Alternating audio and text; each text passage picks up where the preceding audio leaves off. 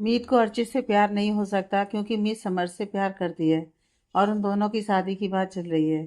गीत के मुंह से एकदम से निकल गया। गीत की बात सुनकर युग हैरान रह गया। क्या मीत समर्थ से प्यार करती है? युग ने दोहराया। युग जी, वो। गीत हिचकिचाई। गीत बताओ, क्या तुम जो कह रही हो वो सच है? युग ने सवाल किया। प्लीज आप किसी को बताना मत। समर्थ या मीत से जिक्र भी ना चलाना। गीत थोड़ा सकचा रही थी। गीत, तुम मुझ पर भरोसा कर सकती हो। बताओ, बात क्या है? क्या सच में मीत? युग ये जानने को आतुर था। हाँ, मीत समर्थ को बहुत प्यार करती है। समर्थ भी उसे करता है। तभी तो उसने रिश्ता भिजवाया था घर पर। वह तो अभी मीत की कुंडली में शादी का योग नहीं है, इसलिए बुआ जी और फूफा जी किसी को बताना नहीं चाह रहे हैं। मगर दोनों परिवार इस रिश्ते से सहमत हैं। गीत ने युग को पूरी बात बताई। समर्थ ने रिश्ता भिजवाया? ये कैसे हो सकता है? अगर वह मीत से प्यार करता होता तो मुझसे छुपाता क्यों? और रिश्ते की बात? युग मन ही मन सोचने लगा।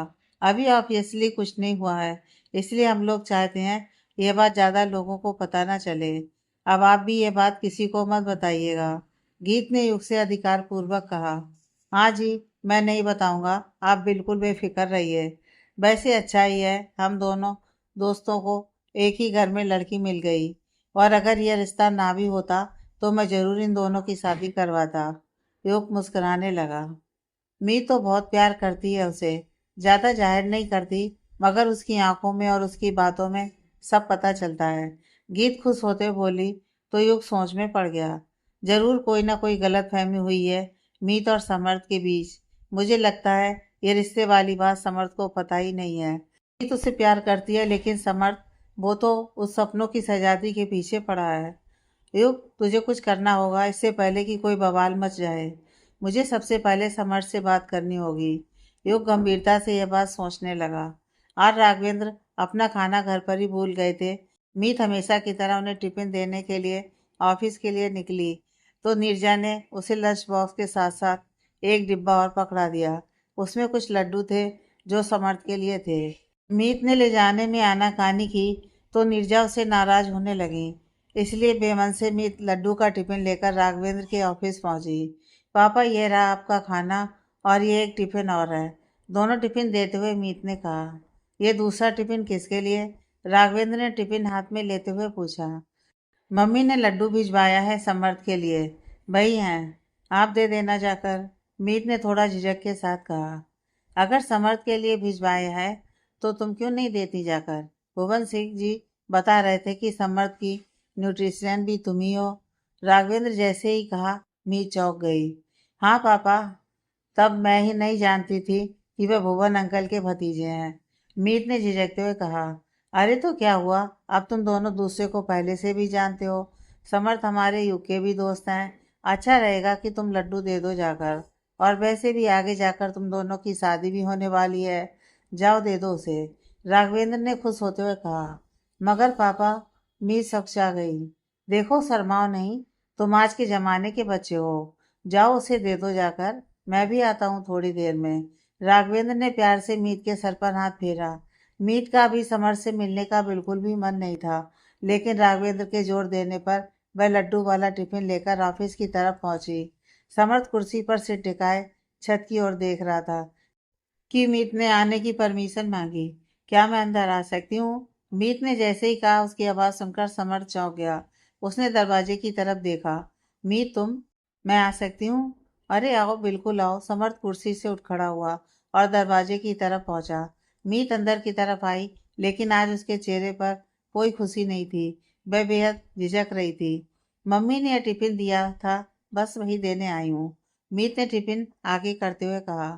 अरे अंदर तो आओ, बैठो आकर। समर्थ ने उसे रोका। मुझे हॉस्पिटल जाना है, देर हो रही है। मीत जाने को हुई तो समर्थ ने उसका हाथ पकड़ लिया। इतनी क्या जल्दी है जाने की? थोड़ी देर बैठो, कुछ बात करो। अभी हॉस्पिटल में टाइम है। और वैसे भी वहां पर तुम्हारा बॉस कुछ भी नहीं कहेगा। समर्थ ने उसे रोकते हुए कहा। मुझे जल्दी जाना है। मीत ने हाथ छुड़ाना चाहा। नाराज हो मुझसे? समर्थ ने सवाल किया। नहीं, ऐसी कोई बात नहीं है। मीत ने नजर चुराते हुए कहा। मैं जानता हूँ मेरे व्यवहार की वजह से तुम्हें बहुत बुरा लगा है, लेकिन मैं अब सब कुछ ठीक करना चाहता हूँ। युग बहुत खुश है और मैं इन सब बातों से आगे बढ़ना चाहता हूँ। लेकिन ये एक चुटकी बजाते हुए नहीं हो सकता। मुझे नॉर्मल होने में थोड़ा टाइम लगेगा। आई नो, मैं तुम पर भी बहुत गुस्सा किया, उसके लिए सॉरी। समर्थ ने हाथ छोड़ते हुए कहा। इट्स ओके, मैं तुम्हारे लिए कुछ भी नहीं कर पाई, इस बात का मुझे बहुत अफसोस है। मीत ने आगे कहना चाहा तो समर्थ ने उसे रोक दिया। मीत, जो हुआ या जो हो रहा है उसमें ना तुम्हारा दोष है ना मेरा। जो हुआ अब उसे भूल जाना ही बेहतर है। मैं चाहता हूँ कि अपनी दोस्ती की एक बार फिर से नई शुरुआत करें। पुरानी किसी भी बात का कोई जिक्र नहीं करेंगे, लेकिन उससे पहले जो भी बातें हम दोनों के मन में हैं, मैं चाहता हूँ वह सामने आए और जो गलतफहमी है वह भी दूर हो। समर्थ की आवाज़ में एक आतुरता थी। अब कोई गलतफहमी नहीं है समर्थ, ना तुम्हें ना मुझे। बस घर वालों को समझाना है। मैंने मम्मी से बात करने की कोशिश की हमारे रिश्ते को लेकर, लेकिन बात नहीं बन पाई। गीत की शादी तक का टाइम दो, उसकी शादी होने के बाद मैं खुद पापा से बात करूंगी। तुम ताऊ जी से बात करके रिश्ता मना करवा दो, लेकिन यह सब अभी नहीं, गीत की शादी के बाद करना। मीत ने गहरी सांस ली। मीत, क्या अभी भी कुछ ऐसा है जो मैं नहीं जानता हूँ? समर्थ ने मीत की आंखों में देखा। नहीं, ऐसा तो कुछ भी नहीं है। मीत हड़बड़ा गई। अगर ऐसा कुछ नहीं है तो तुम्हारी जुबान क्यों लड़खड़ा रही है और ये आंखें क्यों मुझसे चुरा रही हो? समर्थ ने मीत की आंखों में देखा। ऐसा कुछ भी नहीं है। तुम पता नहीं कहाँ की फालतू बातें लेकर बैठ जाते हो। मुझे देर हो रही है। मीत वहां से जाने को हुई तो समर्थ ने फिर उसका हाथ पकड़ लिया। क्या तुम मुझसे प्यार करती हो? समर्थ ने एकदम सवाल किया तो मीत बहुत अकी रह गई। उसके हाथ पांव फूल गए, शरीर में मानो खून जमसा गया हो। बोलो मीत, क्या तुम मुझसे प्यार करती हो? समर्थ ने एक बार फिर दोहराया। मुझे देर हो रही है, मुझे जाने दो। मीत ने हाथ छुड़ाना चाहा तो समर्थ ने उसे अपनी ओर खींच लिया। मुझे मेरे सवाल का जवाब चाहिए मीत। क्या तुम मुझसे प्यार करती हो? या तो हाँ या ना। बोलो मीत। समर्थ ने हाथ कसकर पकड़ लिया। पागल हो गए हो समर्थ? मेरा हाथ छोड़ो, मुझे दर्द हो रहा है। ये क्या फालतू बातें लेकर बैठ गए? मीत ने हाथ छुड़ाना चाहा तो उसकी पकड़ और मजबूत हो गई। मैं पहले से ही सवालों में उलझा हुआ हूँ, मुझे और मत उलझाओ। तुम्हारा जो भी जवाब है बताओ। मुझे प्यार करती हो या नहीं? बोलो मीत, प्यार करती हो या नहीं? समर्थ ने जब जोर देकर पूछा तो मीत भी खुद पर काबू नहीं रख पाई। हाँ, करती हूँ प्यार। इन शब्दों में उसका दुख, दर्द, प्यार, अफसोस सब जाहिर हो गया, जो उसकी आंखों से बह निकला। मीत के शब्द सुनकर समर्थ अवाक रह गया और उसकी पकड़ ढीली हो गई। उसने मीत का हाथ छोड़ दिया। हाँ, करती हूँ प्यार। जाने अनजाने में तुमसे हो गया था प्यार। गुनाह कर दिया क्या कोई मैंने, जो उसकी सजा हर रोज मुझे मिलती है? मीत हताश हो उठी। मीत, हम तो अच्छे दोस्त थे। हम लोग सिर्फ अच्छे दोस्त हैं और उससे ज्यादा कुछ नहीं। फिर तुम कैसे? तुम तो जानती थी मैं किसी और को प्यार करता हूँ। फिर कैसे? समर्थ परेशान हो उठा। हाँ, दोस्ती माना था तुमको। मुझे कब प्यार हो गया मुझे खुद पता नहीं चला। यह सब मेरे बस में नहीं था। अगर मेरे बस में होता तो मैं ऐसा कभी नहीं होने देती। और मैं नहीं जानती थी कि जिस लड़की की तुम बात कर रहे हो वह गीत है। मुझे लगा मुझे लगा कि वो मैं हूँ जिसके बारे में तुम बात करते हो। वो शायरियाँ, वो गाने, वो सब मेरे लिए हैं। गलत फहमी हो गई थी मुझे। तो क्या करूँ? नहीं बदल सकती मैं अपना कल। नहीं बदल सकती जो हो गया। जो होने वाला है उसे तो बदल सकती हूँ। मीत भावुक हो उठी। मीत, तुम परेशान मत हो, रिलैक्स, मेरी बात सुनो। देखो, मैं तुम पर कोई इल्जाम नहीं लगा रहा, मैं बस जानना चाहता था। समर्थ ने इतना कहा कि मीत फिर आगे बोल पड़ी। तुम जानना चाहते थे कि मेरी क्या फीलिंग्स हैं? जान लिया, मिल गई तसल्ली। देखो समर्थ, ये जो भी है मेरी अपनी फीलिंग्स है। मैं इन्हें तुम पर या किसी पर भी थोपना नहीं चाहती हूँ। मैं अच्छी तरह से खुद को हैंडल कर सकती हूँ। प्लीज, ये सब कुछ जानने के बाद इस बारे में दोबारा बात मत करना। मीत का स्वर नाराजगी भरा था। मीत, तुम नहीं समझ रही हो। यह सब कुछ जानने के बाद मुझ पर क्या बीत रही है। मुझे नहीं पता कि तुम्हें मुझसे प्यार क्यों हो गया। मैं तुम्हारे लायक नहीं हूँ। मैं तुम्हारे साथ कभी न्याय नहीं कर पाऊंगा। सब कुछ गड़बड़ हो गया। पता नहीं क्यों मेरे साथ, क्यों ऐसा होता है। समर्थ ने माथा पकड़ लिया। तुम्हें खुद पर कोई भी बोझ लेने की जरूरत नहीं है। तुम्हें प्यार करना मेरी चॉइस थी और इसे आगे कैसे हैंडल करना है मैं खुद संभाल लूंगी। रही बात शादी की, यह तो मेरे ऊपर छोड़ दो। मैं ये रिश्ता नहीं होने दूंगी। मीत की आंखों में आंसू आ गए। मीत, आई एम सॉरी। मैं समझ सकता हूँ कि इस समय तुम्हारे दिल पर क्या बीत रही होगी। मैं तुमको कभी खुश नहीं रख पाऊंगा और शायद तुम मेरे साथ कभी खुश नहीं रहोगी। शायद हम दोनों के लिए यही बेहतर है कि हम दोनों सिर्फ दोस्त बनकर रहें। यह रिश्ता गलतफहमी की वजह से पैदा हुआ है। मैं बड़े पापा से बात करूंगा इस बारे में। वो कोई ऐसा हल निकाले जिससे तुम्हारे परिवार को कोई तकलीफ ना हो। समर्थ ने मीत को समझाते हुए कहा। लेकिन मीत चुप रही। मीत, तुम चुप क्यों हो? जानता हूँ तुम्हें बहुत बुरा लग रहा होगा। हम दोनों बहुत अच्छे दोस्त हैं और मैं अपनी दोस्त को किसी ऐसे लड़के के साथ नहीं देख सकता जो उसे नहीं किसी और को प्यार करता हो। तुम्हारे साथ न्याय नहीं होगा। इस शादी से हम दोनों की जिंदगी पर असर पड़ेगा। मैं यह शादी नहीं कर सकता मीत। समर्थ ने इतना ही कहा कि वहां उसे फूलदान गिरने की आवाज सुनाई दी। दोनों ने पीछे मुड़कर देखा तो वो चौंक गए। वहां राघवेंद्र खड़े थे। पापा, आप? मीत स्तब्ध रह गई। अंकल जी। राघवेंद्र ने उन दोनों की बातें सुन ली थी। उन्होंने मीत की ओर देखा। उसकी आंखें आंसुओं से भरी हुई थी। फिर उन्होंने गुस्से में समर्थ की ओर देखा। मैंने आज तक अपनी बेटी की आंखों में आंसू नहीं आने दिए, लेकिन आपने उसे इतना रुला दिया। राघवेंद्र समर्थ के बिल्कुल पास खड़े थे। अंकल जी, मेरी बात। समर्थ कुछ कहने को हुआ मगर राघवेंद्र ने उसे रोक दिया। समर्थ बाबा, आप बड़े लोग हैं। आपकी नज़रों में इंसान की भावनाओं की कोई कदर नहीं होगी, उनके आंसुओं की कोई कीमत नहीं होगी, लेकिन हम छोटे लोगों में यही सबसे कीमती होते हैं। आप मेरी मिट्ठू से कह रहे हैं कि आप ये शादी नहीं कर सकते हैं? अरे, मैं आपसे कहता हूँ कि आप मेरी बेटी के लायक ही नहीं हैं। राघवेंद्र ने गुस्से में कहा। पापा, मेरी बात सुनिए। आपको कुछ गलतफहमी हो गई है। मीत ने राघवेंद्र को रोकना चाहा। कोई गलतफहमी नहीं हुई है मुझे बेटा। तुम इसके सामने खड़े होकर रो रही हो अपने प्यार के लिए, और ये इंसान। मैं ऐसे लड़के के साथ अपनी बेटी का रिश्ता कभी नहीं कर सकता। राघवेंद्र का स्वर कड़ा था। अंकल जी, मेरी बात सुनिए। मीत मेरी अच्छी दोस्त है। मैं जो कहे। समर्थ ने समझाने की कोशिश की, मगर राघवेंद्र गुस्से में थे। आज से तुम्हारा मीत के साथ कोई रिश्ता नहीं है, ना दोस्ती, ना प्यार का। मेरी शेरनी जैसी बेटी, मैंने उसे कभी किसी के सामने नीची आवाज में बात करते नहीं सुना, और वो आज तुम्हारे आगे रो रही है। मेरे लिए इससे बुरा दिन नहीं हो सकता। मैं अभी के अभी ये रिश्ता तोड़ता हूँ। आज के बाद मीत से मिलने की, बात करने की कोई भी कोशिश मत करना। राघवेंद्र ने मीत का हाथ पकड़ उसे ऑफिस से बाहर ले जाने लगे तो समर्थ ने उन्हें रोक दिया। अंकल, मेरी एक बात सुन लीजिए। मुझे तुम्हारी कोई बात नहीं सुननी है। मुझे तुमसे शिकायत भी नहीं है। मुझे शिकायत है भुवन सिंह सर से। हमारे घर रिश्ता भेजने से पहले अपने भतीजे के दिल में क्या है, ये तो पता कर लेते। तुम लोगों के खेल तमाशे के चक्कर में मेरी बेटी के अरमानों की होली जल गई।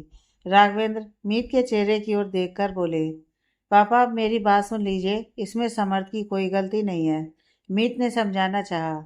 मिट्टू, मैंने तुझे आज तक किसी चीज़ के लिए नहीं रोका। आज रोकता हूँ। तू आज के बाद इस लड़के से कभी बात नहीं करेगी।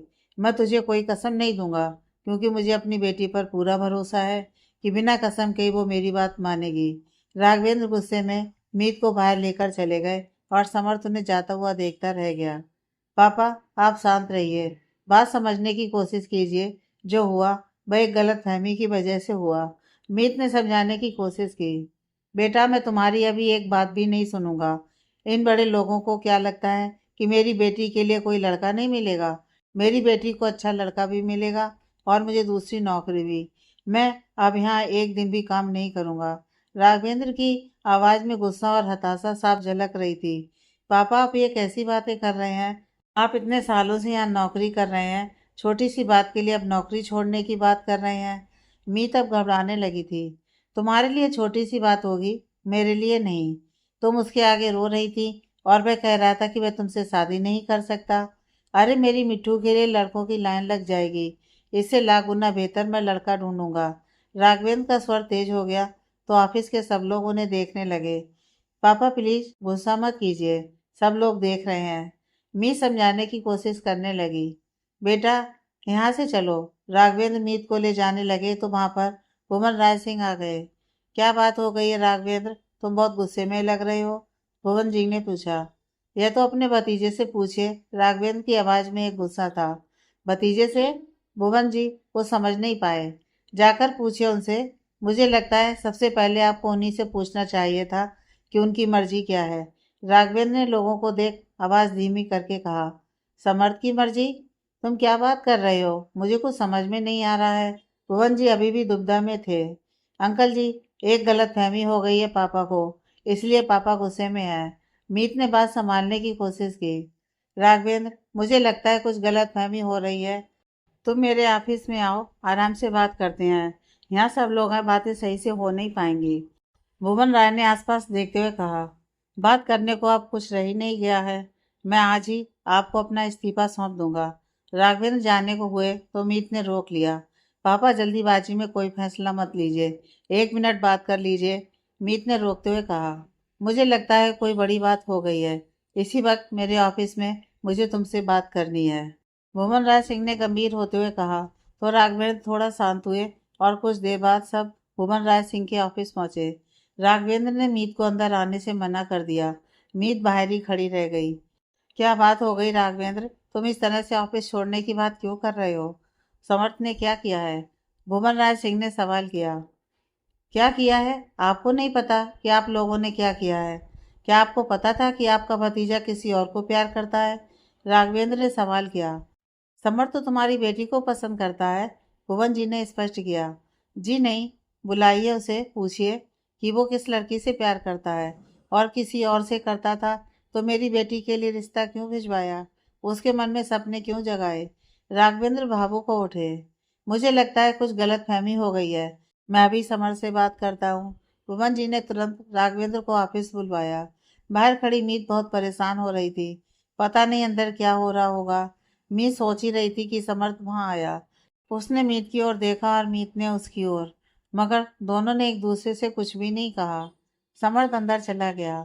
पापा आज बहुत गुस्से में है, कुछ कहना दें। और कहीं समर्थ बता ना दे कि वह गीत को प्यार करता है, फिर तो बात और बिगड़ जाएगी। इससे युग और समर्थ की दोस्ती पर भी असर पड़ेगा। हे भगवान, सबको शांति से निपटा दो। मीत बाहर खड़ी खड़ी प्रार्थना करने लगी। अंदर भुवन राय सिंह ने समर्थ से सवाल पूछा। ये मैं क्या सुन रहा हूँ? ये क्या बातें चल रही हैं तुम्हारे और राघवेंद्र के बीच? भुवन ने सवाल किया। बड़े पापा, गलतफहमी हो गई है अंकल जी को, समर्थ ने धीमी आवाज में कहा। कोई गलतफहमी नहीं हुई है। मैंने अपने कानों से सुना था, तुम मीत से शादी करने के लिए मना कर रहे थे, उस पर दबाव बना रहे थे शादी तोड़ने का, और कहा था कि तुम किसी और को प्यार करते हो। मुझे ये समझ में नहीं आता कि जब किसी और से प्यार करते थे तो मेरी बेटी के लिए रिश्ता क्यों भिजवाया? राघवेंद्र ने सवाल किया। यह मैं क्या सुन रहा हूँ समर्थ? तुमने तो खुद मुझसे कहा था कि तुम्हें राघवेंद्र अंकल की बेटी से शादी करनी है। भूमर राय सिंह ने सवाल किया। मैंने अपनी बेटी के लिए हमेशा अच्छे लड़के की तलाश की थी, न कि किसी पैसे वाले लड़के की। हमें आपके पैसे और रुपए की कभी चाह नहीं रही, लेकिन समर्थ बाबा की अच्छाइयाँ मुझे हमेशा से पसंद थी, इसलिए मैं चाहता था कि रिश्ता हो जाए। मुझे ये नहीं पता था कि आप उसकी ज़िंदगी में सबसे बड़ा दर्द बन जाओगे। आपके सामने रो रही थी और आपको उसके यहाँ आंसू नहीं दिखे। राघवेंद्र अभी भी गुस्से में थे। समर्थ, चुप क्यों हो? बताओ, क्या बात है? भूमन राय सिंह ने गुस्से में पूछा। बड़े पापा, ये सच है कि मैं किसी और से प्यार करता हूँ। मुझे कोई और लड़की पसंद थी, लेकिन कुछ गलत फहमी की वजह से मुझे यह लगा कि वह लड़की अंकल जी की बेटी है, इसलिए मैंने आपसे रिश्ते की बात की थी। मीत मेरी बहुत अच्छी दोस्त है, इसलिए मैंने उसे सब सच बता दिया। मैं नहीं चाहता कि उसकी शादी एक ऐसे लड़के के साथ हो जो... इतना कहकर समर्थ चुप हो गया। अब आप लोगों ने अपना फैसला ले लिया? कभी ये सोचा कि आपकी हाँ और ना के बीच में मेरी बेटी कैसे फंस कर रह गई? इतने साल उसने कभी शादी के लिए हाँ नहीं की थी, सिर्फ तुम्हारे लिए हाँ की। मैं बहुत खुश था कि उसे जैसा लड़का चाहिए था वैसा मिल गया, लेकिन अब जब ये बात सामने आ चुकी है तो मैं ना यहाँ काम कर सकता हूँ, ना ही आप लोगों के सामने दोबारा आ सकता हूँ। राघवेंद्र ने गहरी सांस ली। राघवेंद्र, तुम यहाँ से कहीं नहीं जाओगे। तुम्हारी बेटी की शादी समर्थ के साथ ही होगी। यहाँ कोई तमाशा नहीं हो रहा है कि रोज रिश्ता जुड़ेगा और टूटेगा। समर्थ बच्चा है, वह नहीं जानता कि उसके लिए क्या अच्छा है और क्या बुरा, लेकिन मैं जानता हूँ मीत उसके लिए सबसे सही है। भुवन राय सिंह ने अपना फैसला सुनाया। मैं अपनी बेटी के साथ ये नहीं होने दूंगा। जहाँ से प्रेम की भीख मांगनी पड़े, मैं उसकी शादी ऐसे इंसान के साथ नहीं कर सकता। मैं अपनी बेटी की शादी उसके साथ करूंगा जो उसे बेहद प्यार करता हो। राघवेंद्र ने हाथ जोड़ते हुए कहा। राघवेंद्र, ये तो बच्चे हैं, बचकानी हरकतें करेंगे। हम तो बड़े हैं, हमें तो ऐसे फैसले सोच समझ कर लेने चाहिए। मैं और आपने दुनिया देखी है। आराम से ठंडे दिमाग से फैसला कीजिए। थोड़ा समय दीजिए दोनों बच्चों को, और समर्थ को मैं समझाऊंगा। भुवन जी ने गंभीरता से कहा। सर, मैं बहुत सालों से आपके साथ काम कर रहा हूँ। मैं ये भी जानता हूँ कि आप लोग बहुत अच्छे हैं, लेकिन हमें शादी नहीं करनी। बेहतर होगा आप उस लड़की के साथ अपने भतीजे की शादी कराएं जिसे वह पसंद करता है। राघवेंद्र ने निराशा से कहा। राघवेंद्र, मैं तुम्हारा गुस्सा और तुम्हारी हताशा को समझ सकता हूँ। मीत हमारी भी बेटी की तरह है। भुवन जी ने कहा तो राघवेंद्र थोड़ा शांत हुए। अंकल जी, मैं आपके साथ मीत के साथ बहुत गलत किया है। जो भी हुआ अनजाने में हुआ। मैंने जानबूझकर ऐसा नहीं किया। मुझे नहीं पता था कि वह लड़की आपकी बेटी नहीं है। समर्थ अपनी बात कहने लगा। बताओ समर्थ, कौन है वह लड़की जिसकी वजह से तुम्हें गलतफहमी हो गई थी? भूमर राय सिंह ने सवाल किया तो समर्थ चुप रह गया। बोलो समर्थ, क्या नाम है उसका? भूमर राय सिंह ने फिर सवाल किया। मैं उसके बारे में कुछ भी नहीं जानता। एक दो बार ऑफिस के आसपास देखा था, बस इसलिए। कुछ लोगों ने मुझे बताया कि वह राघवेंद्र अंकल की बेटी है। मुझे गलतफहमी हो गई थी। समर्थ ने जैसे ही ये कहा, भुवन सिंह का गुस्सा और बढ़ गया। क्या बेवकूफ़ जैसी बात करते हो? दिमाग ठिकाने पर तो है तुम्हारा? जिस लड़की के बारे में जानते नहीं पहचानते नहीं, उसके पीछे तुम इतना अच्छा रिश्ता हाथ से जाने दे रहे हो। भुवन जी ने कड़क आवाज में कहा। जाने दीजिए, शादी ब्याह जोर जबरदस्ती से नहीं किया जाता। समर्थ बाबा का जहाँ मन है वहाँ शादी कराएं। मैं अपनी बेटी के लिए दूसरा लड़का ढूंढ दूंगा, और अपने लिए दूसरी नौकरी। राघवेंद्र जाने को हुए तो समर्थ ने उन्हें रोक लिया। अंकल जी, आप यहाँ से कहीं नहीं जाएंगे। मुझसे जो हुआ अनजाने में हुआ, लेकिन मैंने कभी भी मीत का दिल दुखाने के बारे में नहीं सोचा था। मुझे नहीं पता था कि मीत आपकी बेटी है। वो मेरी सबसे अच्छी दोस्त है। मैं उसे कभी भी झूठ नहीं बोलना चाहता, इसलिए मैंने उसे सब कुछ सच बता दिया। जैसे आप चाहते हैं कि वह दुनिया की सबसे अच्छी चीज़ डिजर्व करती है, वैसे मैं भी यही चाहता हूँ, और शायद मैं उसके लायक नहीं हूँ। समर्थ ने हाथ जोड़ते हुए कहा। कौन लायक है और कौन नहीं, मैं ये सब नहीं जानता। मुझे तो बस अपनी बेटी का रोता हुआ चेहरा दिखाई दे रहा है समर्थ बाबा, और उसके आंसू का कारण है आप। राघवेंद्र की आवाज में एक पिता का दर्द दिखा। मैं जानता हूँ इन सब का कारण मैं हूँ, इसलिए मैं आपसे वादा करता हूँ कि मैं आज के बाद आपको अपनी शकल कभी नहीं दिखाऊंगा। आपको मेरी वजह से ऑफिस छोड़ने की ज़रूरत नहीं है। मैं कल की फ्लाइट से जयपुर वापस चला जाऊंगा, और जब तक मीत के लिए अच्छा लड़का नहीं मिल जाता, मैं वापस नहीं आऊंगा। प्लीज़ अंकल जी, आप ये नौकरी छोड़कर मत जाइएगा। समर्थ ने हाथ जोड़ते हुए कहा, और ऑफिस से बाहर चला गया। समर्थ के जाते ही वहां पर चुप्पी छा गई। राघवेंद्र की आंखों में आंसू आ गए, और वह कुर्सी पर बैठ गए। भुवन राय सिंह ने आकर उनके कंधे पर हाथ रखा। राघवेंद्र, गुस्से में कोई भी फैसला मत लो। समर्थ अभी समझ नहीं रहा है। उसे लग रहा है कि वह मीत के लिए सही नहीं है, और परवाह भी उसी की कर रहा है। मैं अपने बच्चे को बहुत अच्छे से जानता हूँ। इस समय खुद अपने मन से लड़ रहा है। भूमन राय सिंह की बात में समर्थ के लिए चिंता थी। आप ही बताएं सर, मैं क्या करूँ? मैं जानबूझकर अपनी बेटी का हाथ तो ऐसे हाथ में नहीं दे सकता। राघवेंद्र ने एक पिता की तरह सोचते हुए कहा। तुम जो कर रहे हो ठीक कर रहे हो। अभी तुम अपनी गीत की शादी पर ध्यान दो। उसके बाद जब तुम्हें कोई अच्छा लड़का मिल जाए तो मीत की शादी कर देना। मेरी तुमसे एक रिक्वेस्ट है। आज जो कुछ भी हुआ उस बात का पता किसी को नहीं लगना चाहिए। एक बार ठंडे दिमाग से बच्चों को सब कुछ सोच लेने दो। भूमन राय सिंह ने आग्रह किया तो राघवेंद्र चुप रह गए। उनकी इस चुप्पी में उनकी अनुमति छिपी हुई थी। राघवेंद्र बाहर आए। उनका चेहरा उतरा हुआ था। मीत बेहद परेशान थी। राघवेंद्र उसके कंधे पर हाथ रखा और अपने साथ बाहर ले आए। बेटा, जो कुछ भी हुआ उसके बारे में मेरे और तुम्हारे अलावा किसी को पता नहीं चलना चाहिए, खासकर तुम्हारी माँ और मामी को। जब तक मैं तुम्हारे लिए अच्छा लड़का नहीं ढूंढ लेता, तब तक तो तुम जो भी हो सबके बारे में किसी को नहीं बताओगी। राघवेंद्र के कहने पर मीत ने हाँ में सिर हिला दिया। जी पापा, मैं जानता हूँ तुम समर्थ को पसंद करती हो, लेकिन अपनी पसंद की चीज़ कभी कभी ना मिले तो ज़्यादा अच्छा होता है। हमें वह मिलना चाहिए जो हमारे लिए बेहतर है और ज़रूरी है। राघवेंद्र के इतना कहते ही मीत राघवेंद्र के गले लग गई। मेरे लिए आप और माँ से ज़्यादा कोई ज़रूरी नहीं है। रिश्तों के ताने बाने उलझ चुके थे। इस समय ना मीत की समझ में आ रहा था कि वह क्या करे, और ना ही समर्थ की समझ में आ रहा था। मीत रात भर करवटें बदलती रही। अब तक तो सिर्फ उसने समर्थ का प्यार खोया था, लेकिन आज से उसने उसकी दोस्ती भी खो दी थी। और यही हाल कुछ समर्थ का था। उसे नींद ही नहीं आ रही थी। इस समय उसे सिर्फ मीत का रोता हुआ चेहरा दिखाई दे रहा था। मैं कैसे नहीं देख पाया उसकी आंखों में। अगर मुझे पहले पता होता कि मेरे बारे में ऐसा कुछ सोचती है तो मैं ऐसा कभी नहीं होने देता। मैं जानता हूँ कि मेरी बातों से उसे तकलीफ हुई है, लेकिन यह तकलीफ उसके लिए ज़रूरी थी। जिस प्यार की उम्मीद वो मुझसे करती है वह मैं उसे कभी नहीं दे पाऊंगा। किसी ऐसे इंसान को डिजर्व करती है जो उसे बेहद प्यार करे, ना कि मेरे जैसा इंसान। शायद नियति भी यही चाहती है कि मैं गीत और मीत दोनों की जिंदगी से दूर चला जाऊं। समर्थ रात भर अपने आप से बात करता रहा। सुबह होते ही उसने अपना सामान पैक कर लिया। जैसे ही घर से निकलने वाला था, बड़े पापा और बड़ी मम्मी उसके कमरे में आ गईं। सारा सामान पैक कर लिया बेटा? भुवन राय सिंह ने बैग देखते हुए कहा। हाँ बड़े पापा, मेरा यहाँ रहना ठीक नहीं है और आप लोग मुझे रोकने की कोशिश मत करना। समर्थ ने बैग उठाते हुए कहा। नहीं बेटा, हम तुम्हें रोकने नहीं आए हैं। तुमने जो भी फैसला लिया है सही लिया होगा, सोच समझ कर लिया होगा। बड़ी मम्मी ने समर्थ के सर पर हाथ फेरा। मुझे नहीं पता कि क्या सही है क्या गलत, लेकिन मैं उस लड़की का सामना नहीं कर पाऊंगा। जब भी आंखें बंद करता हूँ उसकी वही रोती हुई आंखें मुझे दिखाई देती हैं। मुझे लगता है कि मैंने कोई गुनाह कर दिया है। भले ही यह सभी गलतफहमी की वजह से हुआ, लेकिन कहीं ना कहीं तो दोषी मैं भी हूँ। इसलिए मैं यहाँ से चला जाना चाहता हूँ, ताकि वह भी ये समझ जाए कि मैं उसके लिए सही नहीं हूँ और एक अच्छा जीवन साथी चुनकर वह अपनी जिंदगी को आगे बढ़ाए। समर्थ एक सांस में कहता चला गया। बहुत सोचते हो तुम उसके बारे में, बहुत चिंता है तुम्हें उसके भविष्य की, उसकी भावनाओं की, और जो फैसला ले रहे हो सिर्फ उसे ध्यान में रख कर ले रहे हो।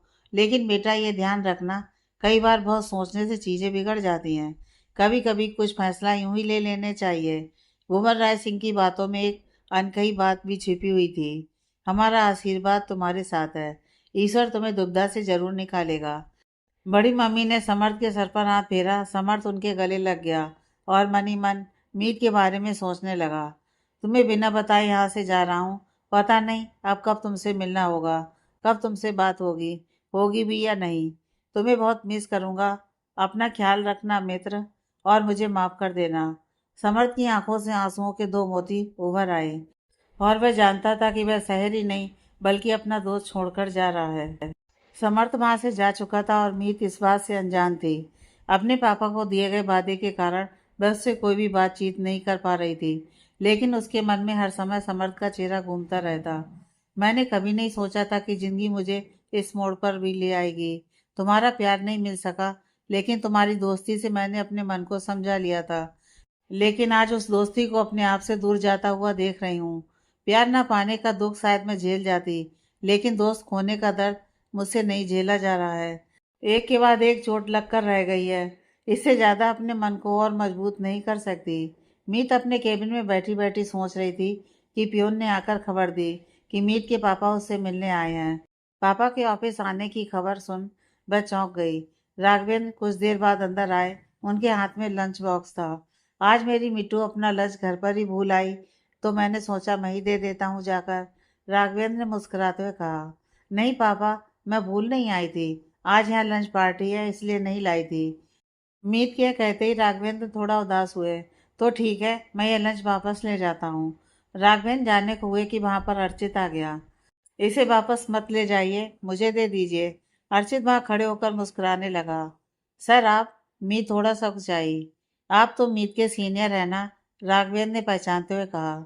जी अंकल जी। और बताएं कैसे हैं आप? कहते हुए अर्चित ने राघवेंद्र के पैर छू लिए। अरे बेटा ये क्या कर रहे हो? राघवेंद्र थोड़ा हिचकिचाए। आशीर्वाद ले रहा हूँ आपका, और ये टिफिन मुझे दे दीजिए। अपने परिवार से दूर रहकर मैं अपना घर और घर का खाना दोनों मिस कर रहा हूँ, इसलिए आप लोगों से मिलकर मुझे बहुत अच्छा लगता है। अर्चित ने मुस्कुराते हुए टिफिन ले लिया। अरे कैसी बातें करते हैं बेटा आप। आपका जब मन करे तब हमारे घर घूम जाएं। हमें खुद आपसे मिलकर बहुत खुशी होती है। आज के ज़माने में भी ऐसे बच्चे हैं जो माता पिता को याद करते हैं, परिवार का महत्व समझते हैं, घर से दूर रहकर भी संस्कार बनाए रखते हैं। राघवेंद्र ने अर्चित को प्रशंसा भरी नज़रों से देखा। अंकल जी, आप हंस जाएंगे मुझे बुलाकर, क्योंकि इस मामले में मैं थोड़ा लालची हूँ। मुझे अगर आंटी जी के हाथ का खाना अच्छा लग गया तो फिर एक टिफिन रोज आएगा मेरे लिए। अर्चित बेहद अपनेपन से कहने लगा। बिल्कुल बेटा जी, आप खूब घर पर आएं। अच्छा मैं चलता हूँ, ये टिफिन आप रख लीजिए। और बताइएगा खाना कैसा लगा। राघवेंद्र जाने लगे तो अर्चित ने उन्हें रोक लिया। अरे अंकल जी, आप कहाँ जा रहे हैं? हमारे यहाँ लंच पार्टी है, आप ज्वाइन करके जाइएगा। अर्चित उन्हें रोकने लगा। नहीं पापा, बाहर का खाना नहीं खाते हैं। मीत बीच में बोल पड़ी। अच्छा ऐसी बात है, तो अंकल जी आप कॉफ़ी तो पीते होंगे। हमारे यहाँ की कॉफ़ी बेस्ट कॉफ़ी है। आप पहली बार यहाँ आए हैं तो पीकर जाइएगा। अर्चित ने अपनी बात रखी। नहीं बेटा, मुझे देर हो रही है। राघवेंद्र ने जाना चाहा। अब बेटा कहते हैं, बेटे की बात भी नहीं मानते हैं। काफ़ी पी लीजिए, आपके साथ पीऊँगा तो मुझे लगेगा मैं अपने पापा के साथ पी रहा हूँ। अर्चित की इस बात पर राघवेंद्र मना नहीं कर सके और मीत उन दोनों की बात में मूक दर्शक बनी रह गई। कुछ देर बाद अर्चित, मीत और राघवेंद्र तीनों कॉफ़ी पीने लगे। इस दौरान अर्चित ने राघवेंद्र को खूब हंसाया, उनसे काफ़ी सारी बातें की। अपने परिवार की बातें, अपनी पढ़ाई की बातें, अपने सपनों की बातें। राघवेंद्र अर्चित से काफ़ी प्रभावित दिखे। उन्हें बिल्कुल भी नहीं लगा कि वह अर्चित से पहली बार रूबरू हो रहे हैं। यह सब नंदिता बड़े गौर से देख रही थी। कुछ देर बाद राघवेंद्र वहां से निकल गए। मीत भी अपने केबिन में चली गई। तब नंदिता अर्चित के पास आई। आप क्या करने की कोशिश कर रहे हैं सर? नंदिता ने सवाल किया। What do you mean? मैं क्या करने की कोशिश कर रहा हूँ? अर्चित ने अनजान बनते हुए कहा। आप अच्छी तरह से समझ रहे हैं मैं किस बारे में बात कर रही हूँ। पिछले काफ़ी दिनों से मैं आपकी एक एक बात को नोटिस कर रही हूँ। मीत को लेकर आप क्या सोच रहे हैं, मुझे सब समझ में आ रहा है। नंदिता ने एकदम साफ साफ कहा। अच्छा, तो तुम अच्छी तरह समझ रही हो कि मैं क्या करने की कोशिश कर रहा हूँ और काफ़ी दिनों से मुझे नोटिस भी कर रही हो। Very good. अर्चित मुस्कुराया। आप जो कर रहे हैं मैं आपको नहीं करने दूंगी, क्योंकि आप अच्छे से जानते हैं कि मीत क्या चाहती है। आप क्या करने की कोशिश कर रहे हैं मीत को भले ही ना समझ में आ रहा हो, मुझे साफ नजर आ रहा है। नंदिता ने बेहद कड़े स्वर में कहा। होमवर्क अच्छा करके आई हो, मगर तुम्हें पता होना चाहिए, अगर कोई मेरे ऊपर 2 नज़र रखता है तो मैं उसके ऊपर 4 नज़रें रखता हूँ। तुम पूछ रही थी ना कि मैं क्या करने की कोशिश कर रहा हूँ। बताता हूँ। मैं वही कर रहा हूँ जो तुम मुकुल के साथ कर रही हो। अर्चित के मुंह से मुकुल का नाम सुनकर नंदिता चौंक गई। मुकुल के साथ? कहना क्या चाहते हैं आप? नंदिता हड़बड़ा गई। इतनी बेवकूफ़ नहीं हो तुम। अच्छी तरह से समझ रही हो मैं किस बारे में बात कर रहा हूँ। मीत को बेवकूफ़ बना सकती हो, मुझे नहीं। बताया नहीं तुमने अपनी सहेली को कि तुम्हारा अफेयर उसके ही भाई के साथ, वह भी पिछले 10 सालों से है? कहकर अर्चित हंसने लगा और यह सुनकर नंदिता के पैरों से मानो जमीन ही खिसक गई हो। यही सोच रही होगी ना कि ऐसा मैं कैसे जानता हूँ। तुम्हें क्या लगा कि तुम ही अकेली जासूस हो? माय डियर नंदिता, तुम्हारी जानकारी के लिए बता दूँ, मुझे मीत बहुत पसंद है। मैं उसे बहुत प्यार करता हूँ, इसलिए मैंने उसके बारे में सब कुछ पता लगा लिया।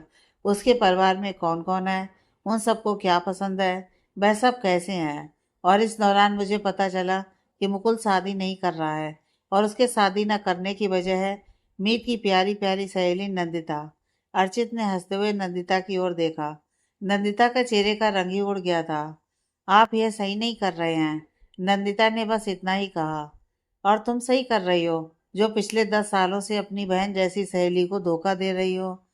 उसे पता चलेगा कि उसकी प्यारी सखी उसके ही भाई के साथ 10 सालों से रिलेशनशिप में है और इस बात की उसने किसी को कानो कान खबर नहीं होने दी, तो उसे कितना धक्का लगेगा। तुम्हारी तो दोस्ती हमेशा के लिए टूट जाएगी। अर्चित की हंसी में एक धमकी छिपी हुई थी। आप ऐसा कुछ भी नहीं करेंगे सर? नंदिता का स्वर डरा हुआ था। हाँ, मैं बिल्कुल ऐसा नहीं करूँगा अगर तुम अपना मुंह बंद रखोगी। काफ़ी दिनों से देख रहा हूँ मेरे बारे में मीत को भड़काती रहती हो। तुमसे अपनी सहेली की खुशी नहीं देखी जाती। उस समर्थ के साथ अपनी सहेली को देखना चाहती हो जो उसे प्यार नहीं करता है, और मैं जो उसे बेशुमार प्यार करता हूँ उसके साथ देखने में तुम्हें दिक्कत क्या है? तुम्हें तो हमारा साथ देना चाहिए। चलो, साथ की उम्मीद तो मैं तुमसे नहीं करता, लेकिन मुंह बंद रखने की उम्मीद तुमसे कर सकता हूँ।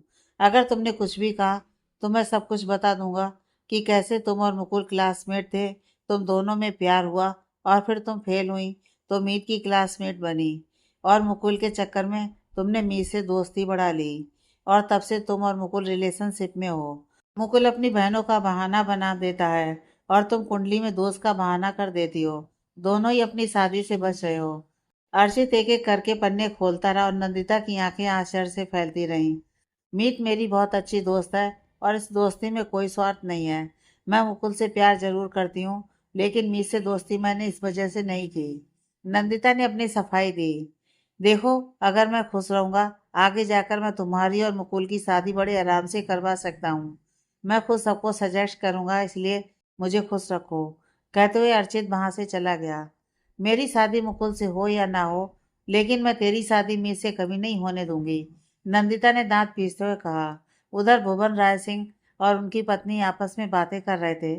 समर्थ के जाने के बाद वह दोनों भी परेशान थे। बात इतनी उलझ चुकी है, समझ में नहीं आ रहा कि हम इनको सुलझाएंगे कैसे। राघवेंद्र भाई साहब भी बहुत गुस्से में है और समर्थ भी मानने से रहा। आपको उसे जाने से रोक लेना चाहिए था। भुवन राय सिंह की पत्नी परेशान होते हुए बोली। परेशान मत होइए, सब कुछ खुद ब खुद सुलझ जाएगा। जानती हैं आप, मैंने समर्थ को क्यों जाने दिया? मैंने उसे क्यों नहीं रोका? क्योंकि मैं चाहता था कि समर्थ अपने दिल की सुने। अब उसे पसंद और प्यार में फर्क खुद करना होगा। भुवन राय सिंह बेहद आत्मविश्वास के साथ बोले। मतलब मैं कुछ समझी नहीं, उनकी पत्नी ने सवाल किया। आपने शायद ध्यान नहीं दिया होगा, इन सब बातों में समर्थ ने न अपने बारे में सोचा, न अपने पहले प्यार के बारे में। उसने सिर्फ मीत के बारे में सोचा, उसके भविष्य के बारे में सोचा। समर्थ शायद उस लड़की को पसंद करता होगा, लेकिन प्यार वह मीत से ही करता है, और ये बात वह खुद भी नहीं जानता है। इसलिए इसका यहाँ से जाना जरूरी था, क्योंकि अपनी ज़िंदगी में किसी की जगह जाननी हो तो उससे दूर जाकर देखिए। समझ में आ जाएगा कि वह इंसान कितना इम्पोर्टेंट है आपके लिए। भुवन राय सिंह के चेहरे पर उनका अनुभव साफ झलक रहा था। समर्थ को गए 5 दिन बीत चुके थे और इन 5 दिनों में उसकी किसी से कोई बात नहीं हुई थी। समर्थ का मन जयपुर में बिल्कुल भी नहीं लग रहा था। उसे हमेशा मीत का ख्याल सताता रहता है। हमेशा यही सोचता है कि वह क्या कर रही होगी, कैसे रह रही होगी। कई बार उसके मन में आता कि वो मैसेज कर दे, लेकिन फिर राघवेंद्र की कई बातें उसके कानों में गूंज जाती हैं। वह व्हाट्सएप खोलकर पुरानी चैट पढ़ता रहता और मुस्कुराता रहता। कितने खुश थे ना हम दोनों। मैं अपनी बातें करता, तुम अपनी बातें करती। कभी तुम झगड़ती, कभी मैं लड़ता। हर रोज एक नया नाम तुम मुझे दे दिया करती थी। पिछले 6 महीने में तुम्हारी इतनी आदत हो गई मीत, तुमसे दूर रहना मुझे अच्छा नहीं लग रहा है। जानता हूँ तुम भी बहुत परेशान होगी, और ये बात मुझे और परेशान कर रही है, क्योंकि मैं जानता हूँ जो बातें तुम मुझसे कह सकती हो किसी से नहीं कह सकती हो। मेरी शिकायत तुम सिर्फ मुझसे करती थी। मेरी जल्दी सोने के पीछे तुम हमेशा लड़ा करती थी। तुम पगली हो, तुम्हें सारी बातें 10:30 के बाद याद आती थी, और मुझे इस समय गहरी नींद आती। मैं भले ही तुमसे सारा दिन बात करता रहूं, लेकिन अगर मैं 10:30 बजे से पहले गुड नाइट बोल दिया, तुम्हारा मुंह फूल जाता था। फिर उसे मनाने में मुझे 12 बज जाते थे। कितने खुश थे हम दोनों इन सब में। इस प्यार ने सब कुछ खराब कर दिया, हमारी दोस्ती भी खराब कर दी। हताशा के आंसू समर्थ की आंखों में झलक पड़े। रात के 2:30 बज चुके थे। समर्थ ने एक बार फिर व्हाट्सएप खोलकर देखा। मीत ऑनलाइन थी। मैं जानता हूँ तुम भी इस समय पुरानी चैट पढ़ रही होगी। फोन के उस पार तुम हो, ये जानते हुए कि मैं तुमसे बात नहीं कर पा रहा हूँ। 5 दिन मुझे 5 महीने के बराबर लग रहे हैं। तुम्हारी कमी मुझे बहुत महसूस हो रही है मीत, लेकिन तुम्हारी खुशी के लिए मुझे तुमसे दूर रहना पड़ेगा। कहते हुए समर्थ ने फोन किनारे रख दिया। उधर मीत भी पुरानी चैट पढ़ रही थी। क्या जरूरत थी मुझे तुमसे प्यार करने की? दोस्ती में खुश तो थी मैं, और सब कुछ तो दिया था तुमने मुझे अपनी दोस्ती में, और मैं तुम्हें कुछ भी नहीं दे पाई। मैंने तो सोच लिया था कि जिंदगी भर तुमसे दोस्ती निभाऊंगी, और ये प्यार वाली बातें कभी तुम्हारे सामने नहीं लेकर आऊंगी। अब डर लगता है कि तुमसे सामना कैसे करूंगी। सब कुछ खत्म हो गया। अब मैं किसी को प्यार कर पाऊंगी, ना किसी को दोस्त बना पाऊंगी। कहते हुए मीत ने अपनी आंखों को भिगो लिया। कोई पहली रात नहीं थी जब दोनों एक दूसरे को याद कर रहे थे। हर रात और इसी तरह दोनों एक दूसरे को याद करते हैं और एक दूसरे का लास्ट सीन देखते हैं, और अंदाजा लगा लेते हैं कि शायद दूसरे को भी नींद नहीं आ रही है। अब एक मौन संवाद दोनों के बीच होता था। कौन कब सोया यह अंदाजा लग जाता था। समर्थ को गए 15 दिन बीत गए थे। युग और गीत की शादी की तारीख नजदीक आ चुकी थी। सभी लोग तैयारियों में जुटे थे, और उधर समर्थ अपने आप को इन सबसे दूर करने की कोशिश कर रहा था। वह जयपुर के अपने व्यवसाय को संभालने में जुट गया। आज वह जल्दी फैक्ट्री जाने के लिए तैयार हुआ। कि डोरबेल बजी। दरवाज़ा खोला तो वह चौंक गया। वहाँ युग खड़ा था। युग, तुम यहाँ? समर चकित रह गया। हाँ, मैं यहाँ। और भी कहीं छुपना है? बाहर जाकर छुप जाओ जाकर। और लंबे चौड़े जितने बहाने बनाने हैं सब तैयार रखो। मेरी शादी न अटेंड करने का कौन सा प्रण लिया है तुमने? युग ने आते ही गुस्से में कहा। पहले तुम अंदर तो आओ, आराम से बैठो, बातें करो। समर्थ उसे अंदर ले जाने लगा। मुझे कहीं नहीं जाना है, मैं यहीं दरवाजे पर खड़ा रहूंगा। पहले मुझे मेरे सवालों का जवाब चाहिए, तब मैं अंदर आऊंगा। सच सच बताओ, क्यों चले आए वहां से? योग ने सवाल किया। यार, यहाँ पर काम था। समर्थ ने बहाना बनाना चाहा, मगर युग नाराज हो गया। काम का बहाना मत बनाओ। मैं बड़े पापा से मिलकर आया हूँ और उन्होंने मुझे सब कुछ बता दिया। राघवेंद्र अंकल जी के साथ जो कुछ भी हुआ, उस वजह से तुम यहाँ चले आए। तो तुम्हें इस समय सिर्फ अपनी एक ही दोस्त दिखाई देती है, और वह मीत। मैं तो तुम्हें दिखाई ही नहीं देता हूँ, युग ने शिकायती लहजे में कहा। युग, तुम समझ नहीं रहे हो। समर्थ ने गहरी सांस ली। तुम नहीं समझ रहे हो कि तुम क्या कर रहे हो। गुस्सा इतना आ रहा है कि तुम्हारी नाक तोड़ दूं अभी। तुम्हें मेरी शादी इम्पोर्टेंट ही नहीं लगी? हमारे इतने साल की दोस्ती का क्या मतलब? युग का गुस्सा बढ़ता जा रहा था।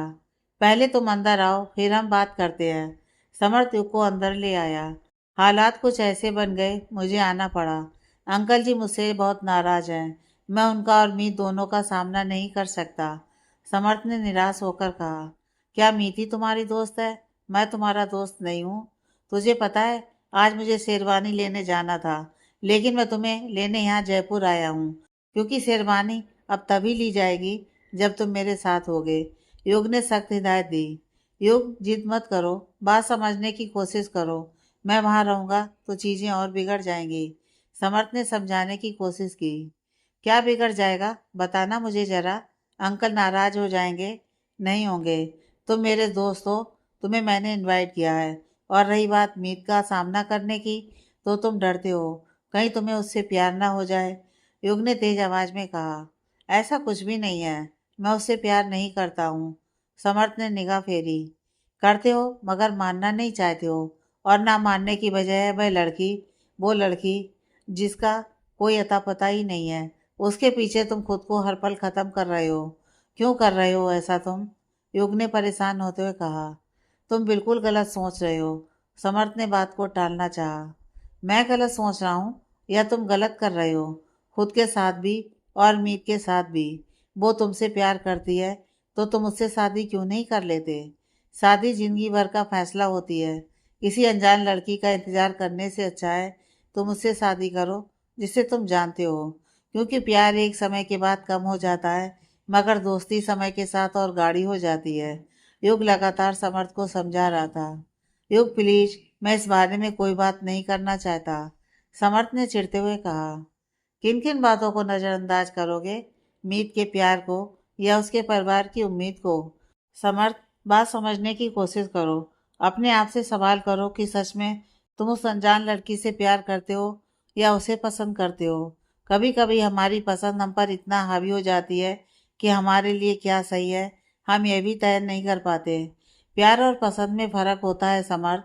समय रहते ये फ़र्क कर लेना, कहीं देर ना हो जाए। युग ने समर्थ के कंधे पर हाथ रखा। मैं अब किस्मत के भरोसे हूँ। मुझे जो करना था मैंने किया। अब जो भी होगा, जैसा होगा, मुझे स्वीकार होगा। समर्थ ने आंख बंद करते हुए कहा। अगर किस्मत के भरोसे हो तो चलो वापस और सामना करो सबका। जो होगा देखा जाएगा, युग ने कहा। नहीं यार, मैं नहीं जा सकता, समर्थ ने असहमति जताई। कब तक नहीं जाओगे? जब तक मीर की शादी नहीं हो जाती। तो फॉर योर काइंड इन्फॉर्मेशन, गीत मुझे बता रही थी कि परसों अर्चित घर आया था और राघवेंद्र अंकल से काफ़ी घुल मिल भी गया है। वो उससे काफ़ी कुछ सलाह लेते रहते हैं। कहीं ऐसा ना हो वो मीत। समझ रहे हो ना मैं क्या कहना चाहता हूँ? युग ने भौं उचकाई। मैं इन सब बातों में नहीं पड़ना चाहता। यह मीत और उसके परिवार के बीच की बात है। समर्थ ने झूठा दिखावा किया। ठीक है समर्थ, अगर यही बात है तो मेरी बात भी सुन लो। मैं यहाँ इतनी दूर तुम्हें बुलाने आया हूँ। अगर तुम नहीं आए तो दोस्ती हमेशा हमेशा के लिए ख़त्म हो जाएगी। दोबारा मैं भी तुमको अपना चेहरा नहीं दिखाऊंगा। फैसला तुम्हारे हाथ में है, तुम क्या चुनते हो? युग ने गुस्से में कहा। ऐसी बात मत कर युग। समर्थ ने युग को रोका। मेरी बात याद रखना, या तो तुम वापस आओगे या मुझे हमेशा के लिए भूल जाना। कार्ड देकर, यह लो सपरिवार आना, नहीं तो इस कार्ड के साथ हमारा रिश्ता भी जला देना। कहते हुए युग माँ एक सेकंड भी नहीं रुका। समर्थ ने उसे रोकने की बहुत कोशिश की, मगर वह नहीं रुका। समर्थ परेशान उसे जाता देखता रह गया। उसके हाथ में कार्ड था जिस पर लिखा था, युग परिणय गीतिका। युग के जाने के बाद समर्थ के मन में बेचैनी भर गई।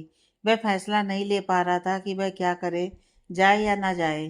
क्या करूं? अगर मैं जाऊंगा तो अंकल जी और मीत का सामना कैसे करूंगा?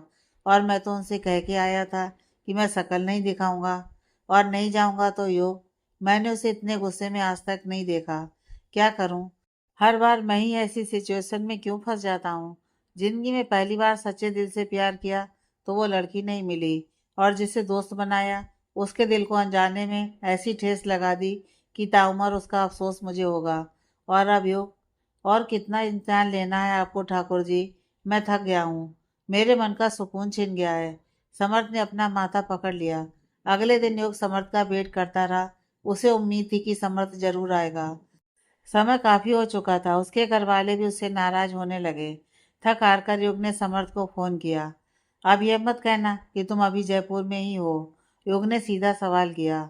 युग, तुम समझते क्यों नहीं? मैं वहां नहीं आ सकता। बात समझने की कोशिश करो प्लीज यार, इस बार मुझे माफ कर देना। समर्थ की बात सुन युग को गुस्सा आ गया। ठीक है, तो तुम मुझे भी माफ कर देना, और आज के बाद कभी मुझे फोन मत करना, कहकर युग ने गुस्से में फोन काट दिया। माँ, आप लोग शॉपिंग के लिए निकल जाओ, मैं थोड़ी देर में आता हूँ। युग अपने कमरे की ओर जाने लगा कि डोरबेल बजी। माँ, जाकर देखो दरवाजे पर कौन है, युग ने चिढ़ते हुए कहा। तुम देख लो, मैं सामान रख रही हूँ, माँ ने अंदर से ही जवाब दिया। हाँ, सारे काम मैं ही देखूं, झुंझलाते हुए युग ने दरवाजा खोला। जैसे ही उसने दरवाजा खोला वह चौंक गया। सामने समर्थ खड़ा था। अबे यार, युग की आंखें खुली की खुली रह गईं। तुझे क्या लगा था कि मैं सच में नहीं आऊंगा? इतनी कच्ची दोस्ती है क्या मेरी तेरी? समर्थ ने मुस्कुराते हुए कहा। मैं बता नहीं सकता तुझे देखकर मैं कितना खुश हूँ, कहकर युग ने समर्थ को गले से लगा लिया। तुम्हारे लिए मैं पूरी दुनिया से लड़ सकता हूँ युग, फिर लड़ाई तो अपने आप से ही थी। रही बात मीत और राघवेंद्र अंकल का सामना करने की, यह भी देखा जाएगा। समर्थ के पक्के इरादों को देखकर युग की खुशी का ठिकाना ना रहा। चल अंदर बैठ, हम लोग चाय पीते हैं, उसके बाद हम लोग शॉपिंग करने चलते हैं। युग समर्थ को अंदर ले आया। दोनों बैठकर बातें करने लगे। थोड़ी देर बाद युग और समर दोनों शॉपिंग के लिए निकल पड़े। वैसे बताएगा तू मुझे किस जगह जा रहा है शॉपिंग करने? कोई खास शॉप? समर्थ ने सवाल पूछा। पापा के जानने वाले का शोरूम है, सेनाई, हम लोग उसी में चल रहे हैं। सारी शॉपिंग हमने भी वहीं से की है, और गीत के परिवार वालों ने भी वहीं से की है, युग ने ड्राइव करते हुए कहा। हाँ, काफ़ी अच्छा शोरूम है, मैं कई बार जा चुका हूँ, मगर मेरे ख्याल से तो उसका रास्ता भूल रहा है। हमें लेफ्ट नहीं, राइट टर्न करना है, समर्थ ने रास्ते को देखते हुए कहा। हम बिल्कुल सही रास्ते पर जा रहे हैं, युग मुस्कुराने लगा।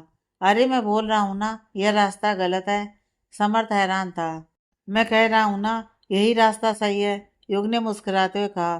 तो समर्थ ने ध्यान दिया कि रास्ता मीत के हॉस्पिटल की ओर जाता है। हम यहाँ कहाँ जा रहे हैं? समर्थ को कुछ कुछ अंदेशा हुआ। हम वहीं जा रहे हैं जहाँ इस समय हमें होना चाहिए, युग ने कहा तो समर्थ ने सिर पकड़ लिया। देखिए, मैं सिर्फ तेरी शादी की शॉपिंग के लिए आया हूँ, मैं मीत से बिल्कुल भी नहीं मिलने वाला। समर्थ बेचैन हो उठा। पहले वहां पहुंच, दोस्ती की बात करता है और दोस्त को ऐसी मुश्किल घड़ी में अकेला छोड़ दिया। एक बार उसका भी ख्याल कर ले, युग ने सलाह दी। देख, मीत ने राघवेंद्र अंकल से वादा किया है, वह मुझसे कभी नहीं मिलेगी। मैं नहीं चाहता कि मेरी वजह से ये वादा टूटे, समर्थ ने युग को समझाया। वादा मीत ने किया है, तुमने नहीं। और तुम अपने दोस्त से नहीं, बल्कि अभी डॉक्टर से मिलने जा रहे हो। मैंने कल तुम्हारा अपॉइंटमेंट फिक्स किया था डॉक्टर न्यूट्रिशन मितिका शर्मा के साथ, तो हम फिलहाल उनसे मिलने जा रहे हैं। उसके लिए तुम उनके क्लाइंट हो गए, और कुछ नहीं। क्लाइंट से मिलने में कौन सा वादा टूट रहा है? युग ने हंसते हुए कहा। युग, मेरी बात सुन, मैं नहीं जाऊंगा, समर्थ मना करने लगा। खूब सोच ले, शायद तुझे दोबारा मौका ना मिले। अगली बार वह मिसे मिसिस बन चुकी हो, दोस्त के नाते उससे मिल ले। दोस्तों को ऐसे बीच रास्ते में नहीं छोड़ा जाता। यूके इतना कहते ही समर्थ चुप हो गया। मिलना तो वह भी चाहता था, मगर राघवेंद्र अंकल की वजह से उसे मिलने में झिझक लग रही थी। वह दोनों जैसे ही अस्पताल पहुंचे तो पता चला मीत वहाँ है ही नहीं। स्टाफ ने बताया कि वह किसी जरूरी मीटिंग के लिए बाहर गई है। लगता है किस्मत हमें मिलाना नहीं चाहती है, इसलिए तो वह यहाँ नहीं है। समर्थ ने अफसोस भरी मुस्कान के साथ कहा। ऐसा कुछ भी नहीं है, कोई नहीं, चल फिर आएंगे। फिलहाल हम लोग शॉपिंग करने चलते हैं। युग ने समर्थ के कंधे पर हाथ रखा। उधर मीत अर्चित के साथ उसकी गाड़ी में थी। अर्चित उसे एक मीटिंग के लिए अपने साथ लेकर आया था। सर, आपने बताया था कि मीटिंग केयर हॉस्पिटल में, लेकिन ये रास्ता तो केयर हॉस्पिटल नहीं जाता है। हम कहाँ जा रहे हैं? मीत ने रास्ते को देखकर सवाल किया। हम वहाँ जा रहे हैं जहाँ जाना सबसे ज़रूरी है, अर्चित ने मुस्कुराते हुए कहा। मतलब मैं कुछ समझी नहीं। मीत ने सवालिया नजरों से अर्चित की ओर देखा। मैंने आपसे झूठ बोला था। अब मीटिंग के लिए नहीं जा रहे हैं, हम किसी और काम से आए हैं। थोड़ी देर में आपको पता चल जाएगा। कहते हुए अर्चित ने गाड़ी की स्पीड बढ़ा दी और मीत हैरानी से उसे देखने लगी। आगे की कहानी नेक्स्ट पार्ट में।